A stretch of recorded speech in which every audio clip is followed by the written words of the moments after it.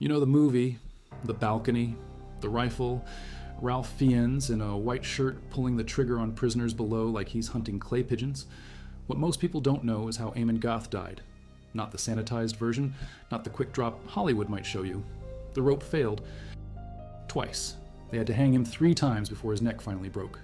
September 13th, 1946, Montelupich Prison, Krakow, the same prison the Gestapo used to torture Poles during the war, 8 days after his conviction. The executioner miscalculated the rope length on the first attempt. Göth dropped, the rope caught, but his neck didn't snap. They pulled him back up. Second attempt, same problem. Göth standing there, 37 years old, 6'4", waiting to die for the 3rd time. Third time it worked. Some call that poetic justice, others call it exactly what he deserved, but we're getting ahead of ourselves. If you value documented Holocaust history and war crimes, prosecution like this, subscribe. It's the best way to support our work. Also comment from which city you're hearing this from. This script is researched and factual, using sources from the Supreme National Tribunal of Poland trial records held at the United States Holocaust Memorial Museum under signature GK-196. The trial proceedings published in the United Nations War Crimes Commission Law Reports of Trials of War Criminals Volume 7 from 1948, testimony documented in the Fortunoff Video Archive for Holocaust Testimonies at Yale University, and recently discovered declassified U.S. intelligence documents verified by researchers Jonathan Kalmus and Rabbi Naftali Schiff in the 2020s. These aren't Wikipedia summaries. These are primary documents from the actual trial, witness depositions taken under oath, and archive records that sat in Polish government vaults for decades. Now back to the information. Amon Leopold Göth was born December 11th, 1908 in Vienna, Austro-Hungarian Empire, weeks before it collapsed. Parents owned a publishing house for military books. Upper middle-class Catholic family. His father Franz traveled constantly between America and Europe. Mother Berta ran the business. Amon grew up mostly with his Aunt Kathy. Tall kid, 6'4" by his 20s, more interested in athletics than books. Public school in Vienna, college in Weidhofen and Erthaya near the Czech border. Nothing in his childhood screamed monster. Just another privileged Viennese kid with absent parents and too much time on his hands. May 31st, 1931. 23 years old, Göth joins the Austrian Nazi Party. Member number 5, 10764. Full party membership before Hitler even takes power in Germany. That makes him an Alterkämpfer, old fighter, one of the true believers who signed up when it was still illegal, still dangerous, still just a fringe movement of thugs and dreamers.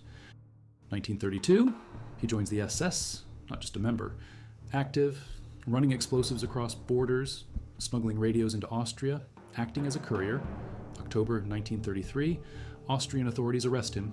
Not enough evidence. They let him walk in December. July 1934.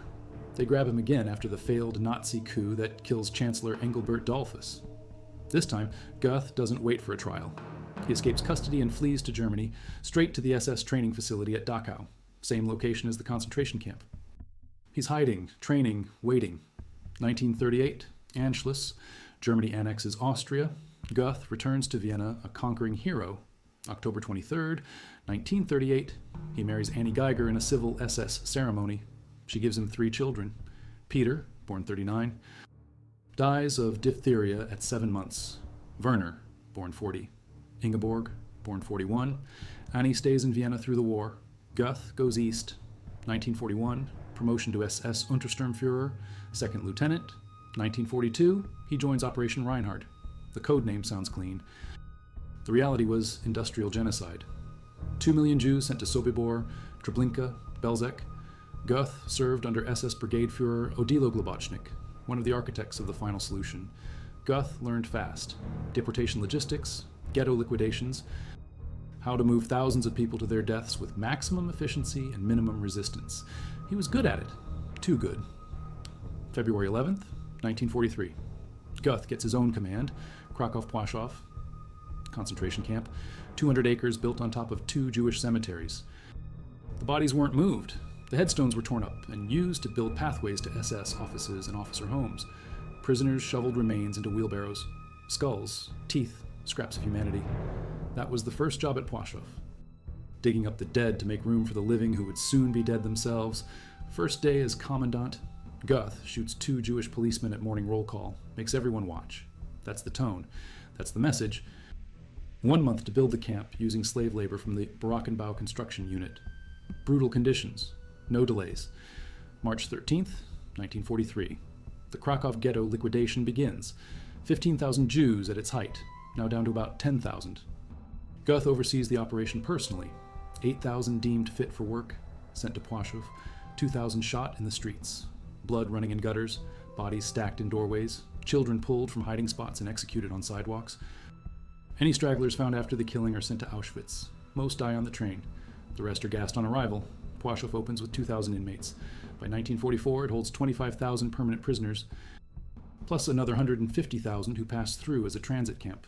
636 guards, mix of German SS Totenkopfverbände, 206 Ukrainians from Troniki, a handful of SS women including Gertrude Heise, Louisa Dance, Alice Orlowski.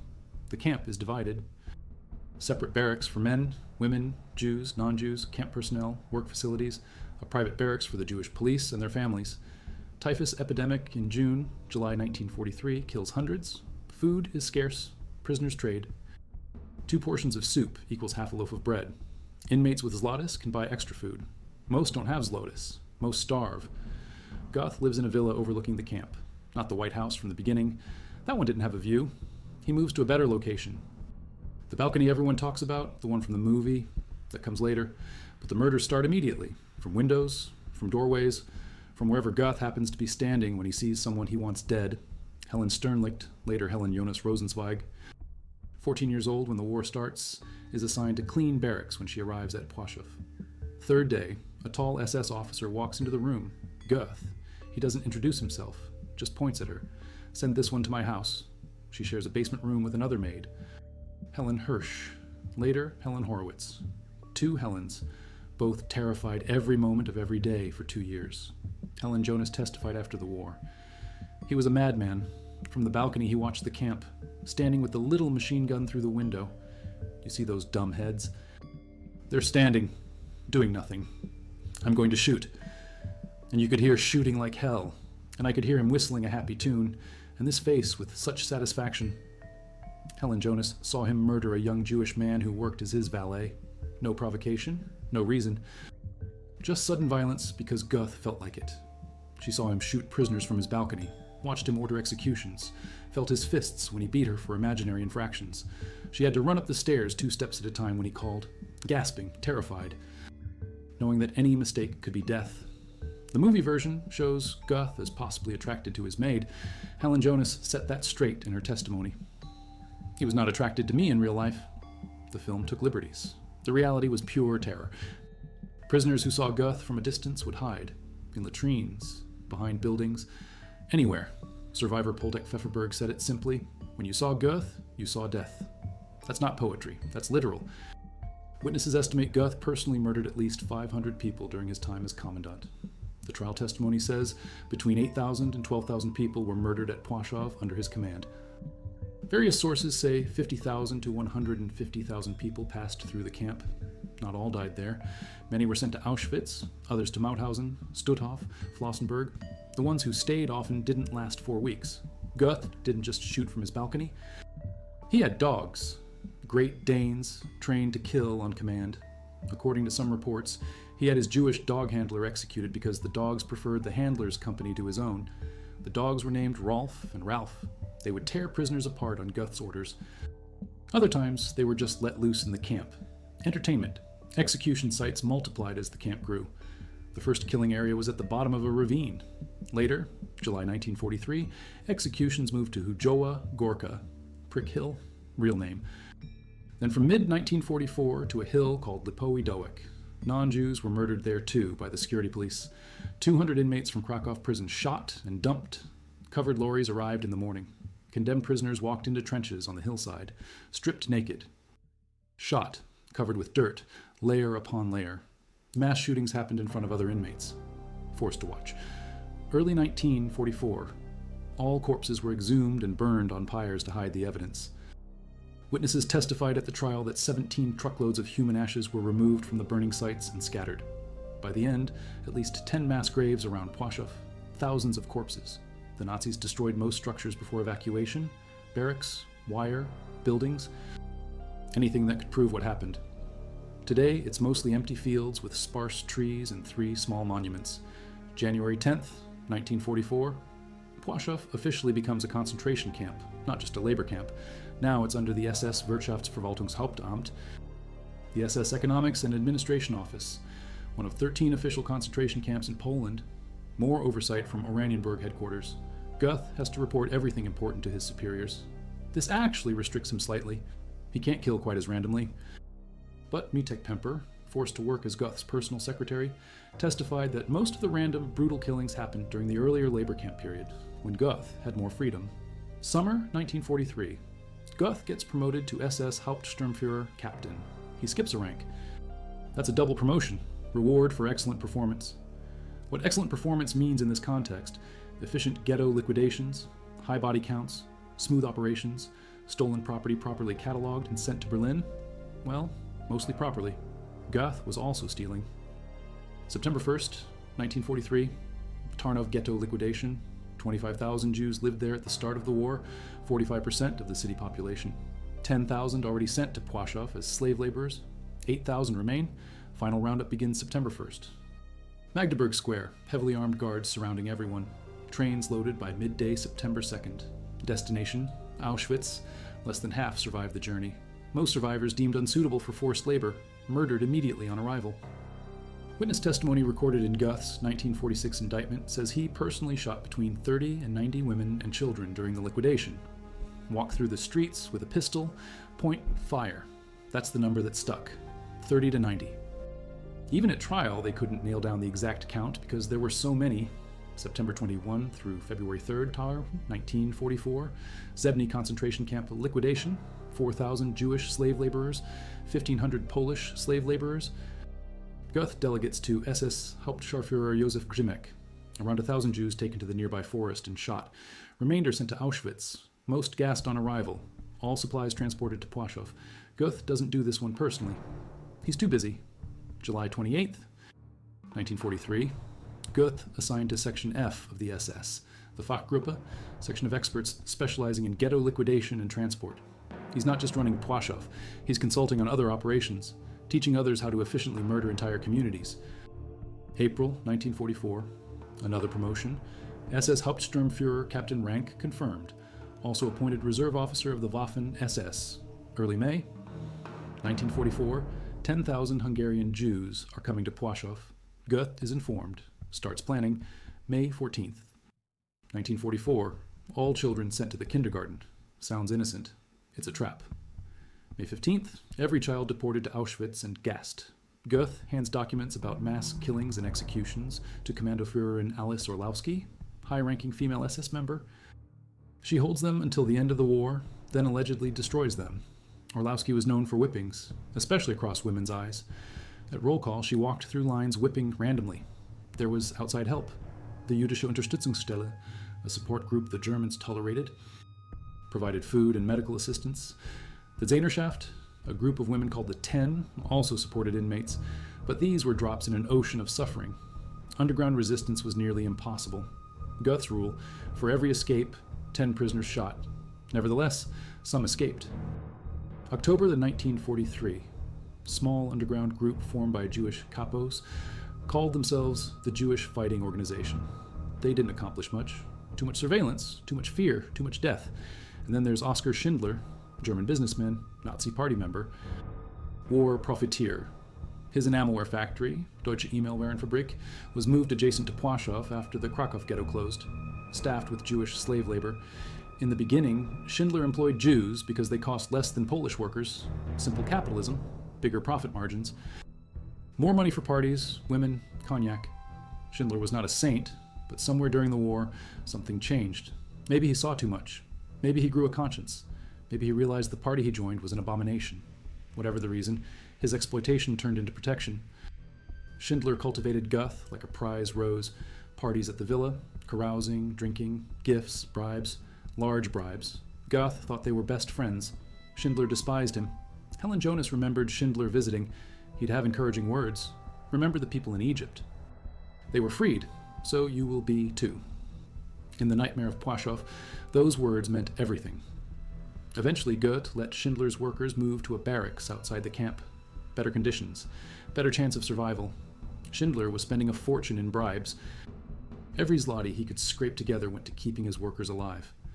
When Płaszów started getting evacuated in late 1944 as the Red Army closed in, Schindler convinced Göth to let him transfer his workers to a new camp in Brunlitz, Bohemia, Moravia. Schindler claimed it would be an SS-run facility. It was a lie.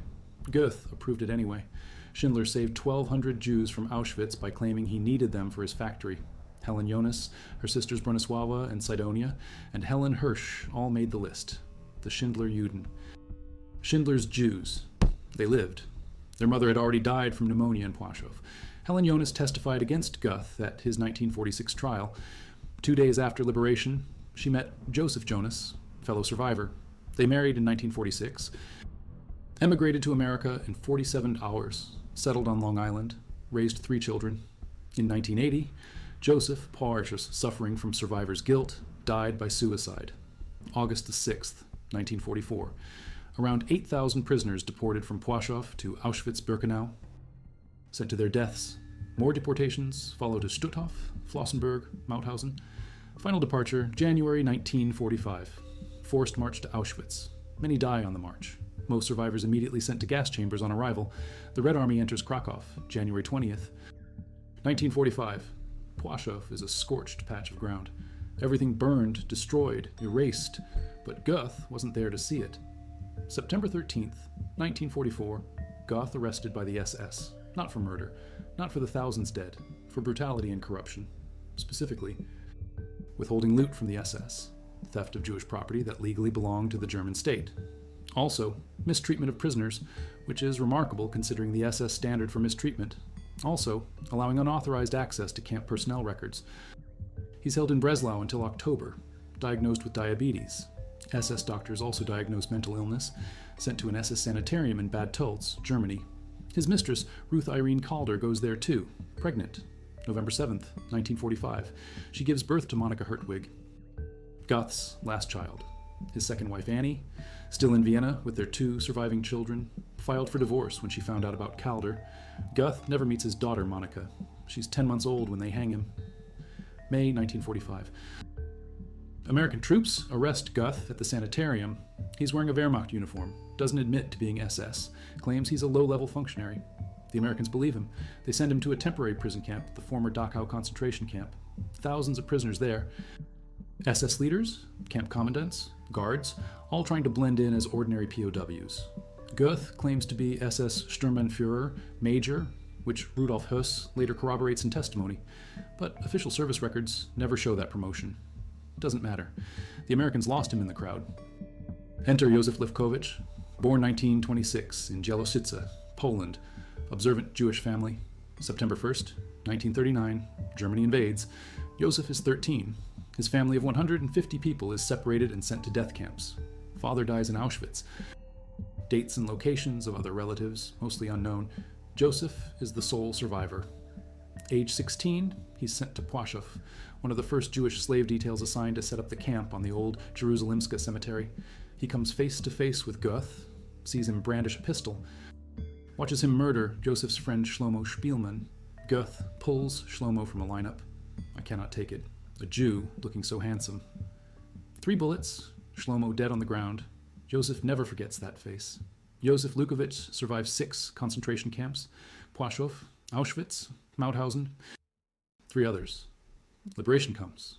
He's 19 years old, speaks 4 languages. The US military police recruit him to track down SS officers. He knows their faces, he's seen them up close, he knows who they are. 1946, Józef hears Göth was arrested but slipped away. He starts searching, combing through the prison camps, checking faces, hundreds, thousands of prisoners, weeks of searching. Then at Dachau, a soldier directs him to a hunched figure squatting on the ground like a beggar, dressed in rags, half his former size. But Józef recognizes him instantly. That face, the murderer who killed Shlomo. Amon Göth. Józef doesn't shoot him. People ask why. Shooting him would be giving him a reward for his deeds. No, not so easy. Let him suffer a little bit, bring him to court, bring witnesses. What else can you do to a guy that has on his conscience tens of thousands? Józef solicits further identifications from former Płaszów inmates. Multiple witnesses confirm this is Göth, This is the butcher of Płaszów. In the 2020s, researchers, including Jonathan Kalmus and Rabbi Naftali Schiff, found documentation proving Josef's story. The Americans had indeed lost Göth. Josef Lukowicz found him. Josef also identified 5 other high-ranking Nazi officials in those prison camps. All 6 were later hanged following the Nuremberg trials. Before Göth's execution, Josef visits him in his cell, puts his arm over Göth's shoulder. Amon, tell me, why did you do this and why did you do that? Who asked you to do it? Tell me, we are 2 together here. Just one man to another. Göth never responds, never says a word. Josef leaves with his conclusion. He would have done it again. Josef Lukowicz also rescued 600 lost Jewish children hidden in monasteries and orphanages throughout Poland, working with the Jewish agency Dr. Yitzhak Raphael, Elazar Ungar, and Chief Rabbi Herzog. He gathered them in Rabkazdroy. The Zionist Bricha underground transported them to Trieste, then by boat to Palestine. Josef himself emigrated, found family in America, married a woman named Pearl. They lived a quiet life until 2014, when Josef made Aliyah to Jerusalem at age 88 during Operation Protective Edge. Rockets falling, war raging, didn't deter him. He became a lecturer for J. Roots, leading educational journeys to Poland, sharing his testimony with students until his death December 26th, 2024, age 98. His memoir, The Survivor, How I Survived. 6 concentration camps and became a Nazi hunter, published in 12 languages. Josef died 1 month before the book's US launch. Göth is extradited to Poland. The restored Polish government wants him tried for war crimes on Polish soil. Not Nuremberg, not International Tribunal, Polish justice for Polish victims. The Supreme National Tribunal, Najwyższy Trybunał Narodowy, was established January 1946, specifically to prosecute major Nazi perpetrators. 7 high-profile cases between 46 and 48. 49 individuals total. Arthur Greiser, governor of Reichsgau, Wartheland. Ludwig Fischer, governor of Warsaw District. Rudolf Höss, Auschwitz commandant, and Amon Göth. The Göth trial runs August 27th through September 5th, 1946, Krakow Courthouse. He's charged with 5 counts surrounding the deaths of 8,000 Jews. Count 1, killing Jewish prisoners with beatings, torture, dog attacks. Count 2, final liquidation of the Krakow ghetto. Count 3, liquidation of Tarnów ghetto, personally participating in killing, beating, tormenting inhabitants. Count 4, liquidation of Sebny labor camp. Count 5, stealing money and items from victims, killing his Jewish assistant who helped him sell stolen goods on the black market, killing the assistant's family members. The trial relies heavily on survivor testimony and documentary evidence. Witnesses describe Göth's brutality in excruciating detail, arbitrary executions, ghetto liquidations, direct involvement in killings at Płaszów. Unlike higher-ranking Nazis who claimed ignorance of specific atrocities, Göth's personal participation left no doubt. His hands were covered in blood. Helen Jonas testifies, Helen Hirsch testifies, Mietek Pemper testifies. Others testify. The prosecution presents the case using eyewitness accounts of specific criminal acts. They prove he personally killed, maimed, and tortured a substantial, albeit unidentified, number of people. The first such conviction for personal homicide at a war crimes trial. Göth's defense is exactly what you'd expect. I was following orders. Any death sentence was carried out with knowledge and authorization of my superiors. I had authority and permission to do everything I did. The penalties I inflicted, including putting them to death, were within my disciplinary jurisdiction as commandant. He accepts responsibility for what happened at Płaszów, but claims it was all legal under Nazi law. During the trial, Göth displays provocative indifference. He's not sorry. He's not ashamed. He did his job. The tribunal rejects his defense. There was no justification under the law of war for the liquidation of defenseless civilians. September 5th, 1946. Verdict. Guilty on all counts. Membership in the Nazi Party, which had been declared a criminal organization. Personally ordering the imprisonment, torture, and extermination of individuals and groups. Homicide. First conviction of its kind. Sentence. Death by hanging. The judgment states, his criminal activities originated from general directives that guided the criminal fascist Hitlerite organization, which under the leadership of Adolf Hitler aimed at the conquest of the world and at the extermination of those nations. The court used the term genocide even before the Nuremberg Tribunal delivered its verdict, September 30th, 1946. Göth's trial and conviction came first. The indictment was lodged July 30th, 1946. Before Nuremberg's judgment, Before Polish war crimes, legislation contained provisions about membership in criminal organizations. Those were promulgated December 10th, 1946. The National Tribunal thought it justified, based on evidence already established at Nuremberg and in the earlier case against Arthur Greiser, tried in June-July 1946. The legal thought at the time, the developments in international criminal law, all pointed one direction. Göth was guilty. The only question was when he would die. 8 days between conviction and execution. September 5th to September 13th. Göth waits in Montelupich prison. Same prison the Gestapo used during occupation. Nazis tortured Poles in these cells. Now Göth occupies one. Symbolic, deliberate, the Allies are making a point. You used this place for evil. Now it houses you. The execution will happen here too. Not in some anonymous location. Not in secret. Right here where everyone can see. September 13th, 1946, morning. Witnesses gather. Unlike Nuremberg executions, which happen in secret, Göth's hanging has an audience. A Polish cameraman films it. The footage exists. Göth is brought out. At 6'4", he towers over his Polish guards. Some reports say the execution was not entirely smooth. Other reports are more specific. The rope was wrong. The drop failed. Göth fell. The rope caught. His neck didn't break. They pulled him back up, adjusted the rope. Second attempt, same problem. By this point, Göth has dropped twice and survived twice. The executioner recalculates. Third attempt. This time the rope holds.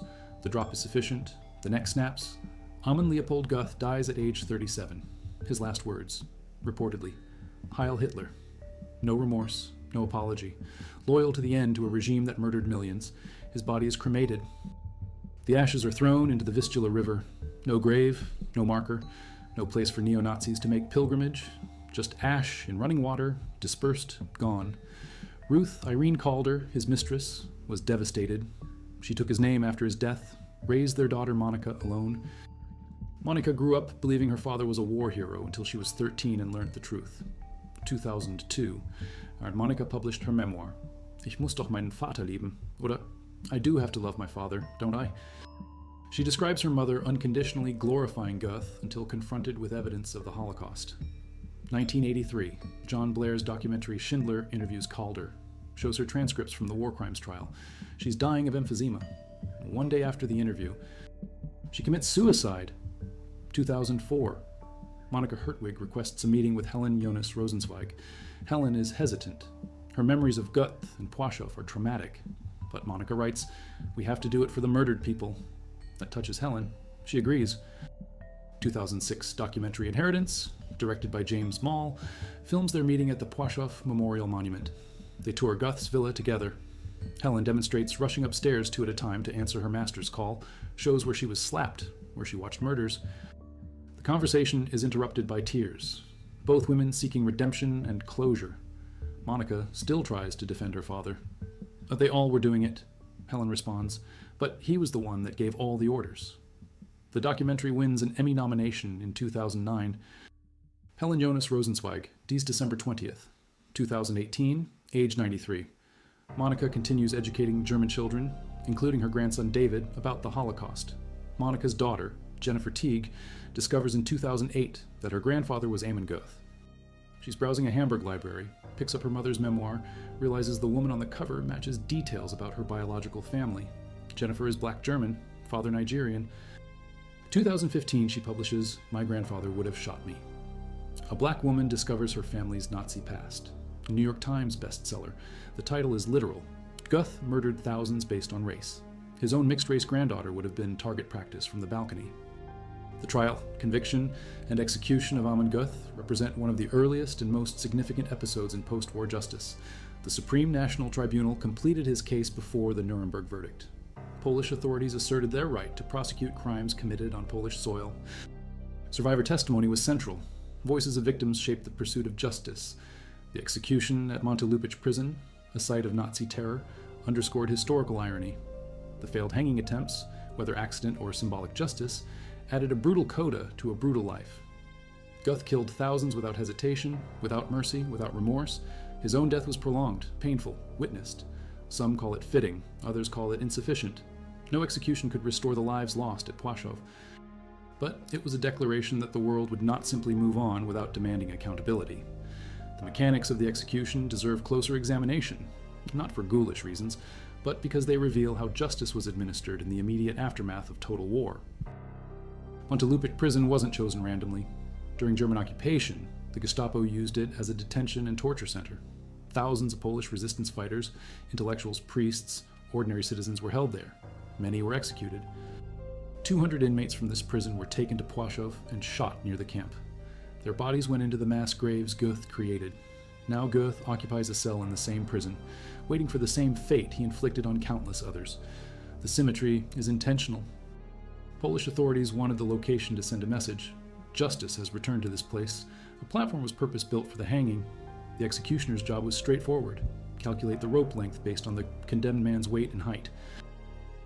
Ensure a drop sufficient to break the neck instantly, but Göth was 6'4", 220 pounds, and the calculations failed. Twice, the first drop happens. Rope catches, Göth survives. Pulled back up. Second drop, same result. By now, witnesses are murmuring. Göth standing there, knowing he's about to die, but not when, not how long this will take. Third drop, success, neck snaps, body goes limp. Amon Göth is dead. If you value documented war crimes, trials, and Holocaust history like this, subscribe. Comment from which city you're watching. This research is sourced from trial transcripts published by the United Nations War Crimes Commission in Law Reports of Trials of War Criminals. Volume 7, 1948, Witness Testimony archived at the Fortunoff Video Archive at Yale University, years out. And the 2006 documentary Inheritance, directed by James Moll, which features first-hand accounts from Helen Jonas Rosenzweig. Now back to the information. The trial itself followed procedures established by the Supreme National Tribunal's founding decrees. But Göth's trial happened before some refinements. The legal framework was still developing. International criminal law was being written in real time based on these cases. The indictment against Göth was lodged July 30th, 1946. Before the Nuremberg judgment on September 30th, the Polish court moved fast. Speed was necessary. Survivors needed to see justice. The world needed to see accountability. Consider the legal innovation happening here. The tribunal convicted Göth of membership in a criminal organization before Nuremberg officially declared the Nazi Party and SS criminal organizations. The Polish court used the term genocide before it was formally codified in international law. The UN General Assembly wouldn't adopt the Genocide Convention until December 9th, 1948. The tribunal was ahead of its time, recognizing that these crimes required new legal categories, new frameworks, new language to capture their enormity.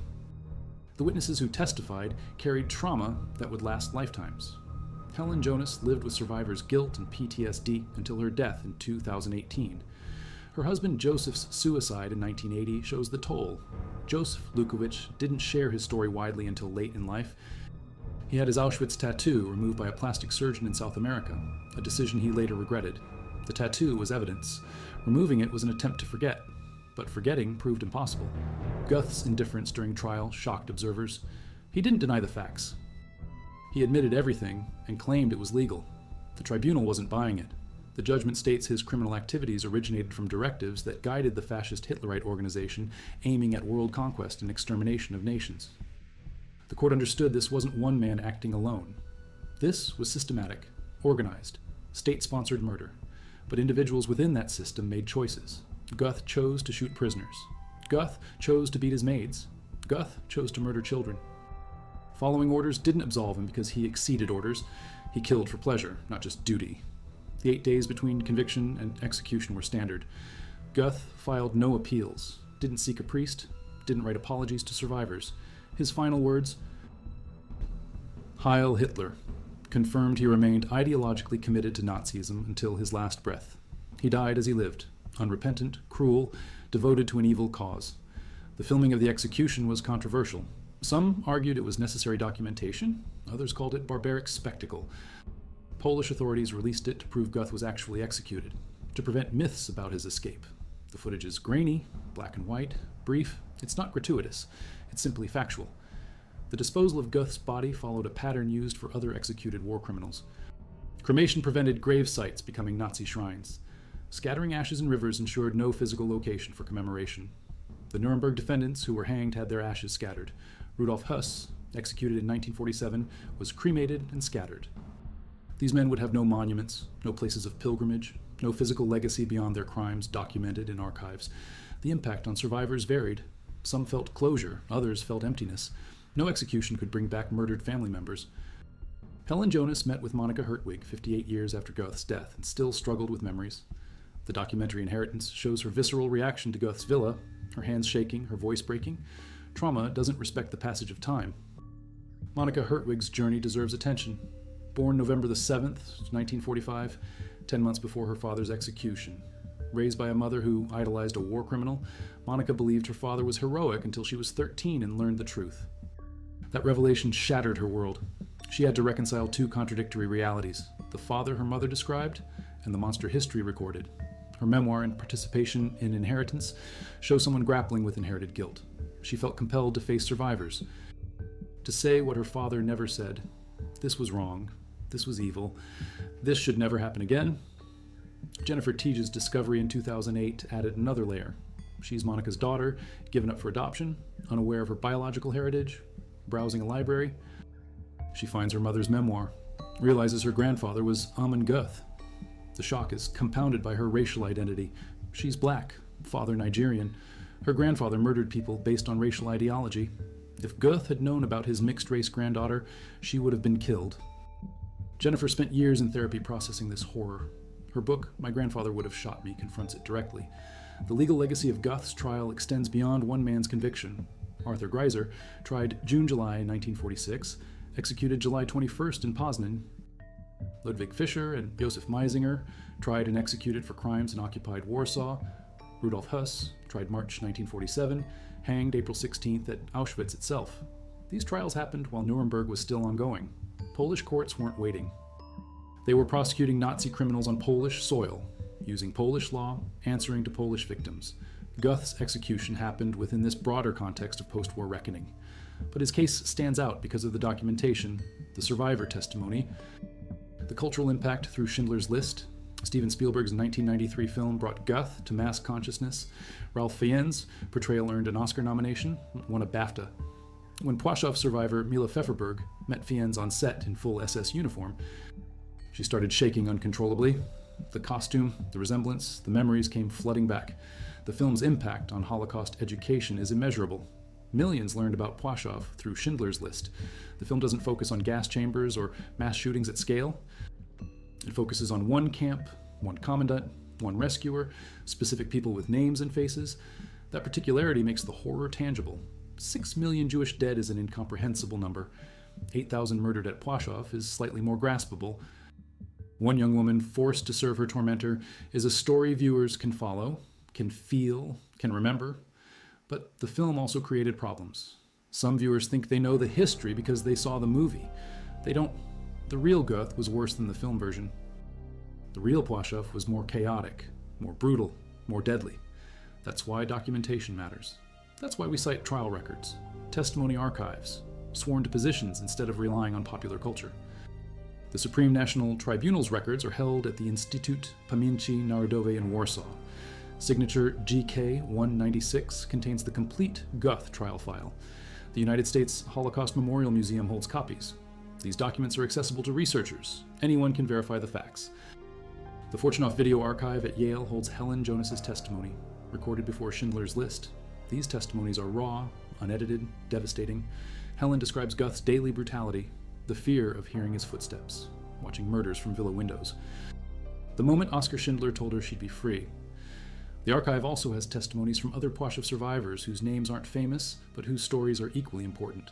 The question remains, did the execution provide justice? Survivors disagree. Some say yes. Göth paid for his crimes. Others say no. One death doesn't balance thousands. Still others say justice is impossible. No punishment fits genocide. Maybe justice after atrocity is always partial, always insufficient, always haunted by what cannot be restored.